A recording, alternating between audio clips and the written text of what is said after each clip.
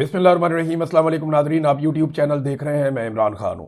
Situation جو ہے جس طرف جا رہی تھی وہاں سے اس نے رخ بدلا ہے اور اس کے پیچھے بہت زیادہ ایکٹیویٹی ہوئی ہے۔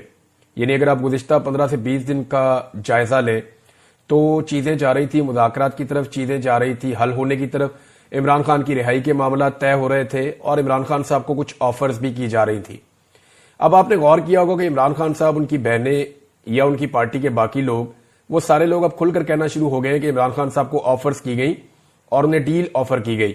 پھر عمران خان صاحب، آپ کو اس بات کا آئیڈیا پہلے سے ہو چکا ہوگا کہ وہ بھانپ لیتے ہیں وقت آنے سے پہلے کہ اب ہونے کیا جا رہا ہے۔ یعنی انہیں پاکستان کی سیاست کی جتنی سمجھ بوجھ ہے، اس حوالے سے انہوں نے جتنے بھی اس سے پہلے تخمینے لگائے یا جتنی بھی انہوں نے پیشن گوئیاں کی، وہ ساری درست ثابت ہوئی۔ اب میں کچھ چیزیں آپ کے سامنے رکھ دیتا ہوں کہ جتنے بھی مہرے ہیں ان سب کو اکٹھا کیا گیا ہے، جتنے بھی مہرے ہیں ان سب کو ایکٹیویٹ کیا گیا ہے اور ایک مرتبہ پھر سے پروپیگنڈا کی ایک نئی وار شروع ہونے جا رہی ہے۔ اب آپ بڑے سخت جملے دیکھیں گے، بڑے سخت بیانات دیکھیں گے، بہت سارے جو ہیں وہ ٹاؤٹس وہ ایکٹیو ہو جائیں گے، اسٹیبلشمنٹ کی طرف سے سخت بیانات آئیں گے۔ دیکھیں، ہوا یہ ہے کہ گزشتہ 3 ہفتے کے اندر پاکستان کی اسٹیبلشمنٹ نے اور حکومت نے اس بات کا اندازہ لگانے کی کوشش کی ہے کہ عمران خان صاحب کو اگر بغیر شرائط کو منوائے چھوڑ دیا گیا تو زیادہ بڑا نقصان ہوگا، یا امریکہ کی کچھ مخالفت لے لی جائے تو زیادہ بڑا نقصان ہوگا۔ دیکھیں، اگر پاکستان کے نقطہ نظر سے دیکھیں تو پھر پاکستان کو زیادہ نقصان تو اس بات کا ہے کہ پاکستان کے خارجی تعلقات مغربی دنیا سے خراب ہو جائیں۔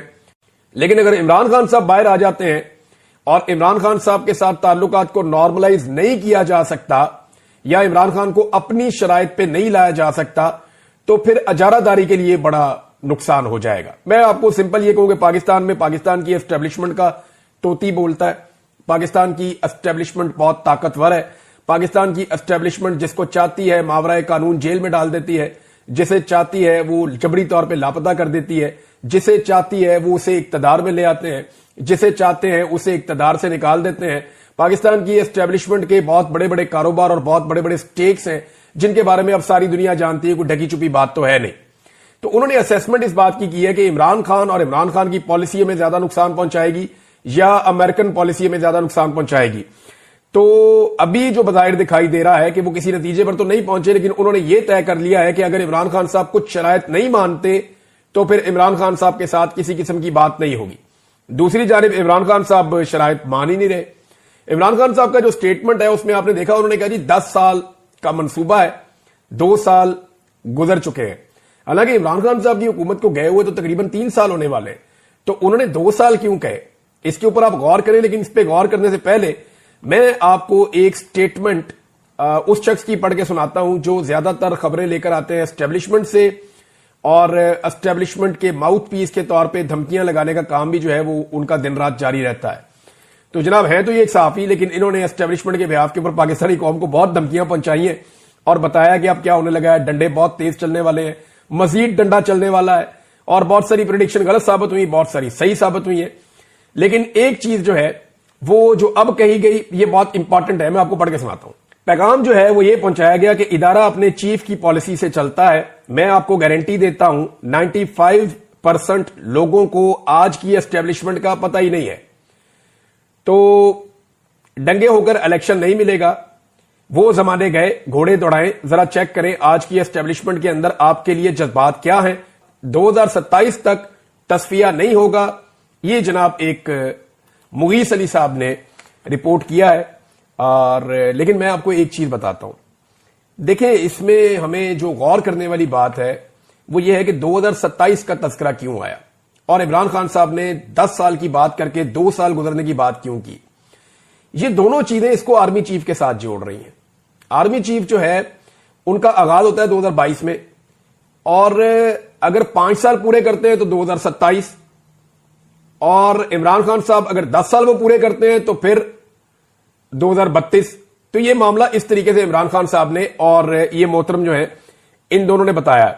لیکن آپ ایک چیز پہ غور کریں کہ 2027 کا ذکر کیوں آ رہا ہے۔ 2027 میں یا تو ایک ایکسٹینشن ہو جائے گی مزید 5 سال کے لیے آرمی چیف کی، یا پھر ایک نیا آرمی چیف آ جائے گا، تو اس وقت تک کے لیے تو پالیسی یہی چلے گی۔ یعنی یہ کہا جا رہا ہے کہ جو موجودہ آرمی چیف ہیں ان کی پالیسی ہے کہ اسی طرح چلاؤ معاملات، پاکستان تحریک انصاف کے لیے کوئی روم نہیں ہے. تو فوج کا پالیٹکس کے اندر جو کردار ہے وہ تو سب کے سامنے آپ کو ڈھکا چھپا تو ہے نہیں. اب جتنے بھی مورے ہیں ان سب کو ایکٹیویٹ کر دیا گیا اور ایک دم اٹیک کیا گیا ہے پاکستان تحریک انصاف کے اوپر. مریم نواز کو ایکٹیویٹ کیا گیا. آپ گزشتہ 2 دن سے مریم نواز کے لہجے کے اندر رعونت دیکھ رہے ہیں. آپ کو نظر آ رہا ہوگا کہ یہ وہی رعونت ہے جو کچھ عرصہ پہلے ہوا کرتی تھی، لیکن اس کے بعد جب ظلم اور جبر کی چکی بہت زیادہ تیز چلی ہے تو اس وقت ایک خاموشی بھی تھی. عوام کے اندر جب شدید ترین رد عمل آیا تو اس وقت ایک خاموشی بھی تھی، لیکن اس کے بعد یہ جو رعونت والی آواز ہے اور وہ جو لہجہ ہے وہ دوبارہ سے اب آپ محسوس کر سکتے ہیں. ان لوگوں کو یہ یقین دلا دیا گیا ہے کہ کچھ بھی ہو جائے پاکستان پیپلز پارٹی آپ کو چھوڑ کر نہیں جائے گی. یعنی اسٹیبلشمنٹ کی طرف سے پی ایم ایل این کو یہ یقین دلایا گیا ہے کہ کچھ بھی ہو جائے، زمین آسمان ادھر ادھر ہو جائے، جو مرضی ہو جائے، پاکستان پیپلز پارٹی کسی صورت بھی پی ایم ایل این کی حکومت سے اپنے آپ کو الگ نہیں کرے گی. یہ اسٹیبلشمنٹ کی طرف سے یقین دلایا گیا پی ایم ایل این کی حکومت کو کہ یہ اچھے بچوں کی طرح اسی تنخواہ کے اوپر نوکری کریں گے. ان کے حوالے سے کوئی پریشانی کی بات نہیں ہے. اب مریم نواز صاحبہ جو ہے ان کو بھی ایکٹیویٹ کیا گیا. انہوں نے نکل کے تانے دینا شروع کیے. ایون جانوروں سے انہوں نے تشبیہ دی پاکستان تحریک انصاف کو، اور اگر اب ان کے اوپر جواب آئے گا تو پھر وہ عورت کارڈ کھیلیں گی. سب سے پہلے پاکستان میں عورت کارڈ نکال دیا جاتا ہے. میں حیران ہوتا ہوں، پاکستان میں بہت ساری ایسی عورتیں تھیں جو خواتین کے اوپر ظلم اور زیادتی ذرا سی ہوتی تھی تو آواز اٹھاتی تھیں. ان کے نام لینا مناسب نہیں ہے، بہت ساری عورتیں، آپ سب کو ان کی شکلیں بھی یاد ہیں. لیکن مجھے بہت حیرت ہوتی ہے کہ پاکستان تحریک انصاف کی عورتوں کو کیا ابھی تک عورت کا سٹیٹس نہیں دیا گیا، یا ان عورتوں کے انسانی حقوق نہیں مانے جاتے، یا ان عورتوں کے حوالے سے کسی قسم کا کوئی ہیومن رائٹس کا چیپٹر نہیں جاگتا.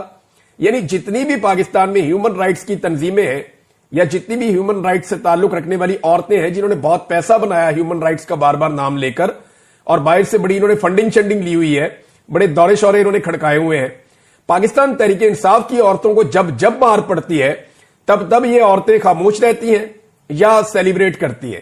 یہ ایک بڑی عجیب چیز ہے. پاکستان کے میڈیا کے اندر بیٹھی ہوئی خواتین جو صحافی ہیں وہ بھی پی ایم ایل این کے ساتھ، اگر کسی خاتون کے ساتھ ذرا سی اونچ نیچ ہو جائے، مریم نواز کے بارے میں کوئی ایک سوال اٹھا دے تو زمین آسمان کے کلابے ملا دیے جاتے ہیں. حالانکہ وہ ٹک ٹاکر وزیر اعلیٰ جعلی سیٹ کے اوپر آ کر بیٹھی ہوئی ہے.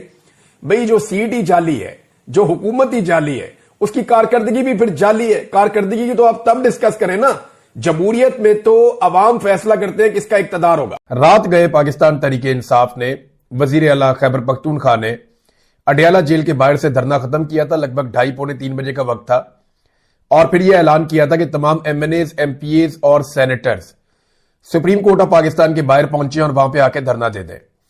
اب جو انفارمیشن وہاں سے آ رہی ہے، میں نے 2 الگ الگ صحافیوں سے اور پاکستان تحریک انصاف کے 1-2 لوگوں سے بات کی، یہ جاننے کے لیے کہ کیا تمام سینیٹرز، ایم پی ایز اور ایم این ایز یا ٹکٹ ہولڈرز یہ سپریم کورٹ آف پاکستان کے باہر پہنچے ہیں. تو میری اطلاع کے مطابق، یا جو انفارمیشن میں نے اکٹھی کی ہے، جس وقت میں انفارمیشن